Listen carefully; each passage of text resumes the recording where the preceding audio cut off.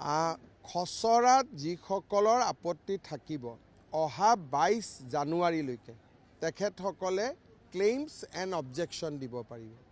সেইকাৰণে ডেমক্ৰেটিক দেশ এখনত যিহেতু সকলো সুবিধা থাকে, ৰাইজে যি ক'ব খোজে কোৱাৰ এটা প্ৰক্ৰিয়া থাকে, গতিকে যিসকলৰ মনত এনেকুৱা সন্দেহ আছে মই আহ্বান জনাম যে 22 জানুৱাৰীৰ আগতে নিৰ্বাচনী আয়োগক আজিকালি আনকি ইমেইল জৰিয়তেও দিব পাৰি, গতিকে অভিযোগ দিয়ক আৰু মই ভাবোঁ নিৰ্বাচনী আয়োগে অভিযোগসমূহ নিষ্পত্তি কৰিব। চাওক, সমষ্টি বিজেপিৰ কাৰণে বাঢ়িছে। আগতে বিজেপিৰ যিমান সমষ্টি আছিলে তাতকৈ এতিয়া সমষ্টি বাঢ়িছে। যেনেকৈ গুৱাহাটীতে ডিমৰীয়া এটা নতুন হ'ল, গতিকে নতুন প্ৰাৰ্থীটো হ'বই লাগিব।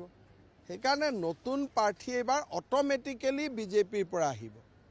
আমি ধৰক গুৱাহাটীত 4জন MLA আছোঁ, 5 নম্বৰ ছিটটো ওলালে, এতিয়া ইয়াততো নতুনে আহিব লাগিব। অতুল বৰাইতো দুটাত খেলিব নোৱাৰে। কথাটো মই কৈছোঁ যে মহিলাসকলৰ ইমান উৎসাহ, এইটো এটা ভাষণৰ প্ৰক্ৰিয়া এটা। ইয়াতে ডিমৰীয়াত মহিলাসকলৰ উৎসাহ বহুত বেছি। ৰাতিপুৱা 6টাতে আহিছে, সেইকাৰণে 5টাতো আহা বুলি কৈছে। উৎসাহৰ কথাটোহে মই কৈছোঁ।